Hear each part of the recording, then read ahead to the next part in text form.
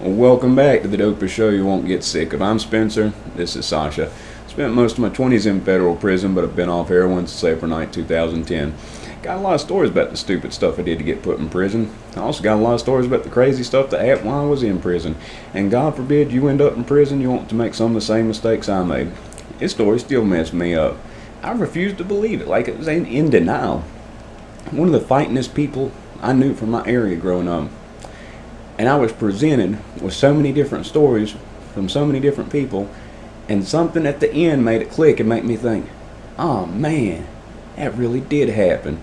And I'm going to tell you the sequence of events. So I get put in jail for the very first time, like 18, 19 years old. And was in the little holding cell for a few days, and they do your blood, tuberculosis test, all that type of stuff. And then they put me up in the pod. The pod is overcrowded. It's meant for 50 people. This was before the regional jail here was built. They had like 70 people in a 50-man pod. Around the perimeter, they had like 20 mats. And I get to talking to a few people. And the guy who I used to be the driver for was the biggest dealer in the city.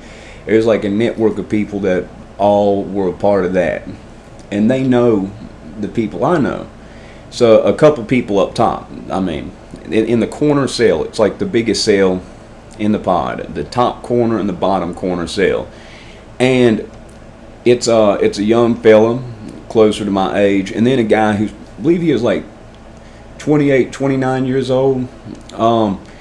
He ran with the same group. He actually got in a fight with Kobe, Big Kobe, and the other stories, sex offenders don't get to eat story. Kobe wrecked him up pretty bad. That's another story. But anyway, they told me come up there in the cell with them. You know, they were people who knew my people, so, you know, I got lucky because of that. Having little connections to get you in somewhere, like if you end up in a pod in jail or wherever, that makes a big difference. People going in there didn't know anybody. They're having to sleep in the middle of the pod that's got bright lights on all night long. I mean, it's still got light on in the room, but it's not as bad in the room as it is just out in the pod. And you have no privacy. If you're laying out in the pod, that means you have to use the toilet on Main Street. The toilet on Main Street is on the top tier. At the end of the tier, there's just a toilet at the end. It's open for God and everybody to see you doing your business. It's not off to the side. It doesn't have a thing. The toilet faces directly. Like, say this is the toilet. Say I'm sitting on the throne. The tier is this way. So anybody walking down the tier is going to be looking right at you with your pants down on the toilet.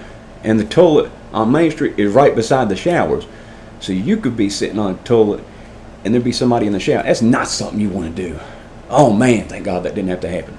That would have been bad. I couldn't. I'd have probably had some type of issue from holding it for as long as I could. But I ended up in this top cell. There are toilets inside the cells. I was never in a situation where I had to use a communal toilet. That never happened. I'm glad that happened, man. That's something that would have been awful, you know. But anyway. So I'm in the cell, we're talking about people I know and everything else, and I bring up my friend's name, and they're like, oh yeah, he's funny. They said something else, I ain't going to say it. I'm like, no he's not, he's not. And they're like, yeah, we'll get so-and-so to tell you later. And so my whole world's messed up, and you know, they keep they're asking me other questions about, you know, the guy who I drove for, about other people that I know and everything else, and I'm like, wait. Why do you think this? Why do you think this? And they're like, first off, you know, before we even tell you anything, let me just ask somebody about this person and see what their first thing is they say. That was my introduction to Spider. Spider was a person who had a college degree, but he looked like a common crackhead. Teeth were all peanut butter colored. He talked like this. Everything he talked like this. But he was a college basketball player with a pot belly who'd go in there and he'd school everybody. This white guy looked like a crackhead, get in there. Oh man, he'd smash people on the basketball court and you'd never guess it. But yeah, he played college ball, West Virginia. But anyway, they take me up to Spider and they mention my friend's name. And he's like, oh yeah, and he says a derogatory term for gay people. And I'm like, what? No. It's like, yeah, and he names the guy. And he points the guy out.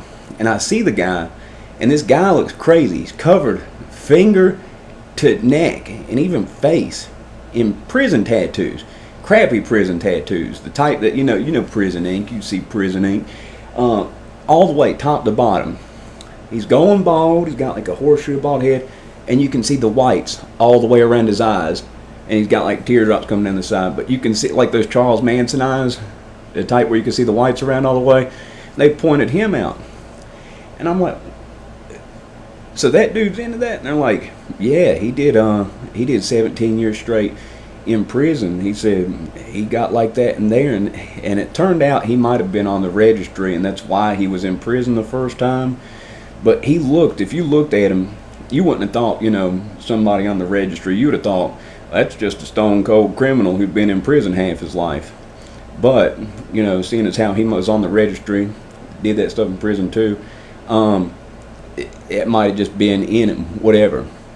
Wasn't too crazy big of a guy, but I mean, he looked the part of convict.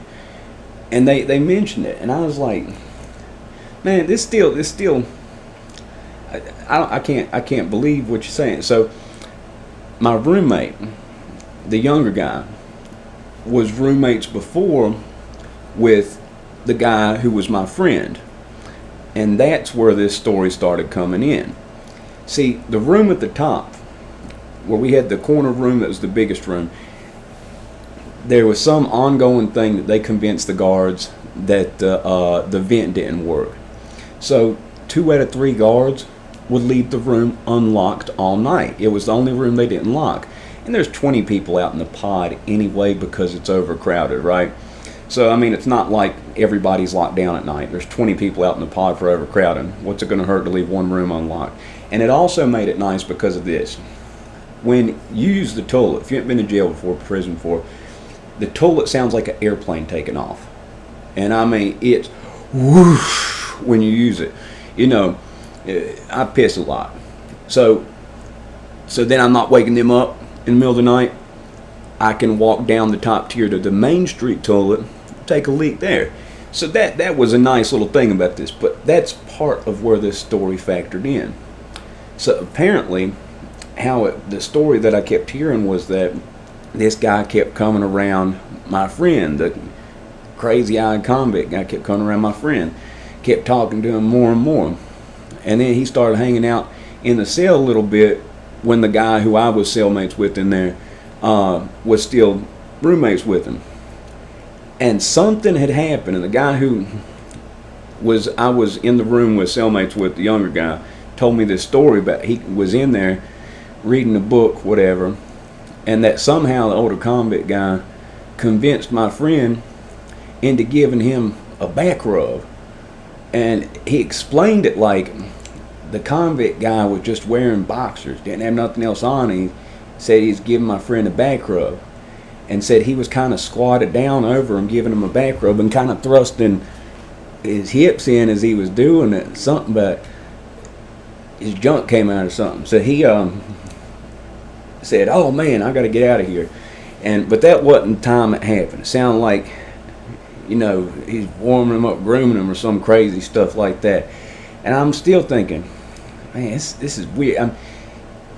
How do they think this happened? What happened? What was the thing that made them think that this happened so much? Even then, I'm thinking, something else. Maybe he just made that part up.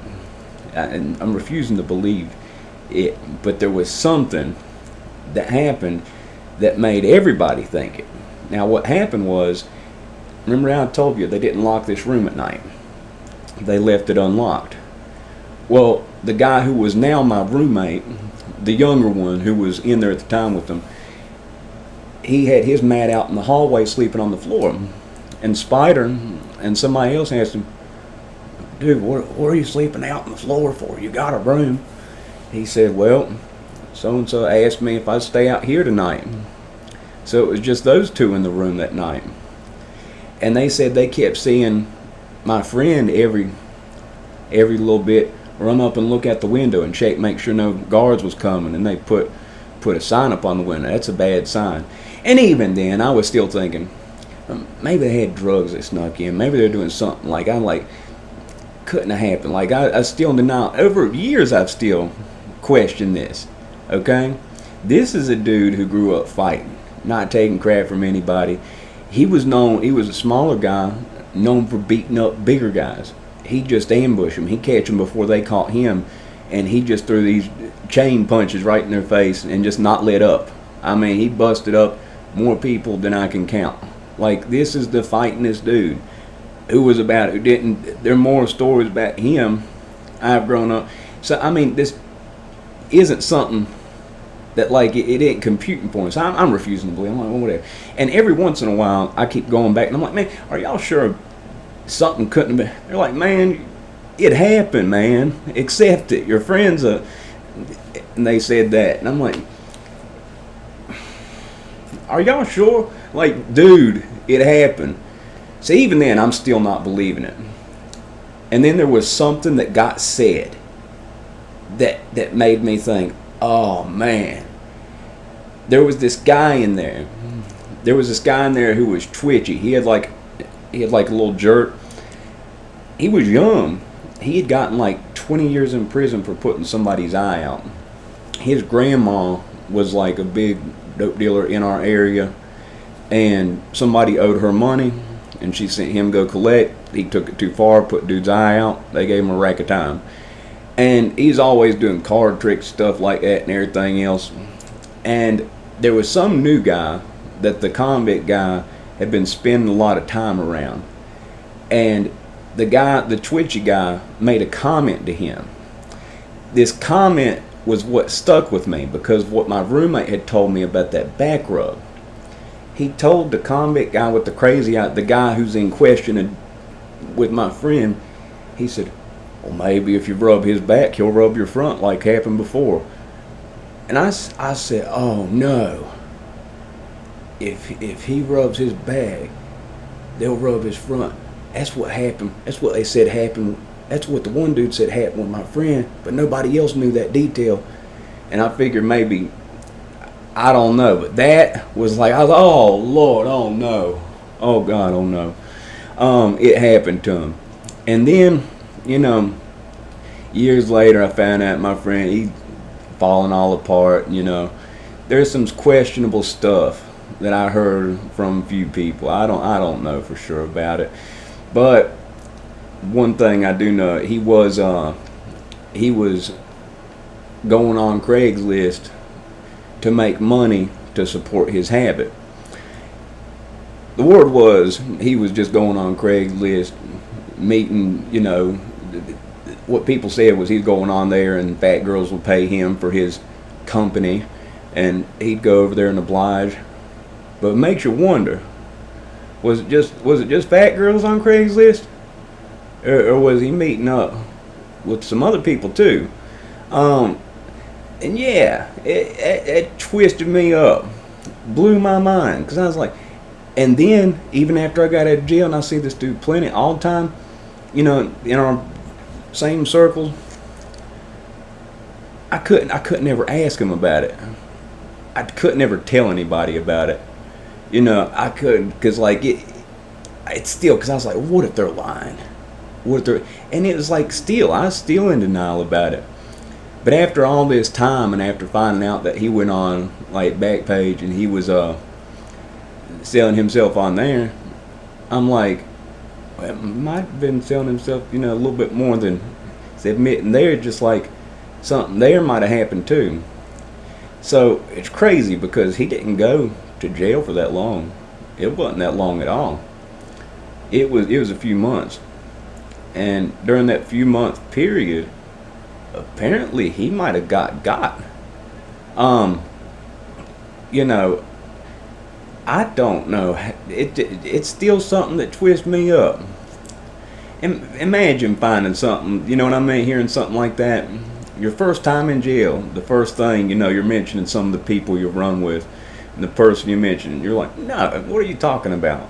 And then you get taken around to person by person, they're like, yeah, that most definitely did happen. You can you can ask quite a few people it happened.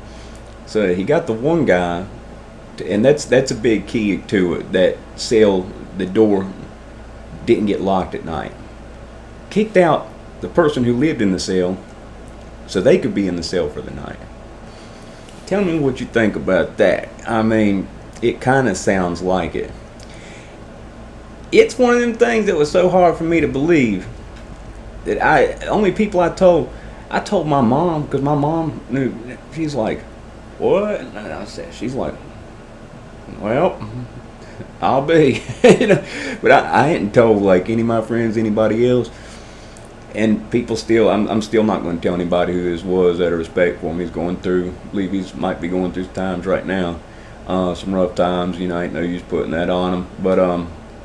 But man, you know, that was one crazy one that I'm like, whoa, that twisted me up too, because when I was out on bail for those 2 years. A couple things that happened just in jail with certain people. I thought, hey, you better start learning some karate and lifting some weight before you go to prison. Shoot, it ain't gonna happen to me. That fueled me into doing that. There wasn't no prison YouTube back then. I mean, most of the time, it doesn't sound like there was no violence here, but there was coercion. If you could be talked into that, well, I mean, what can I say? If you can be talked into doing something like that, but yeah. That's all I've really got to say about this one. It still twists me up. And part of me still doesn't want to believe it. I'm serious. I know it sounds stupid. But like, imagine the fightingest person you knew growing up didn't take anything off anybody. Beat up adults. He beat up one of our friends' dads, who was pretty good size when we were kids. Like, wasn't scared of people. He wasn't like, do with me as you may, sir. Figure it might have been something that might have been ticking in the back of the head already. But like, imagine the most fightless person you knew. It's out there, you know, getting money, everything else. You go to jail and you get told what I just described. I completely forgot about this one. It's not one I've talked about much. I've got stories I've talked about a million times, over and over to a million different people. Well, not a million people. I'm a recluse and I don't like people in general. So the same people a handful of times. This is one I haven't really talked about. And something just watching on TV just made me think about that. I figured I'd share it. Ain't nobody gonna know who I'm talking about just from what I said, but still, what can I say? Sounds like something might have happened. If you like the video, if you think I earned it, press the like button. If not, it's 18 minutes of your life in which you'll never get back. Feeling a little bit better now. Still a little bit rough, a little twisted on the stomach, but mostly I think I'm about back. So y'all have a good one.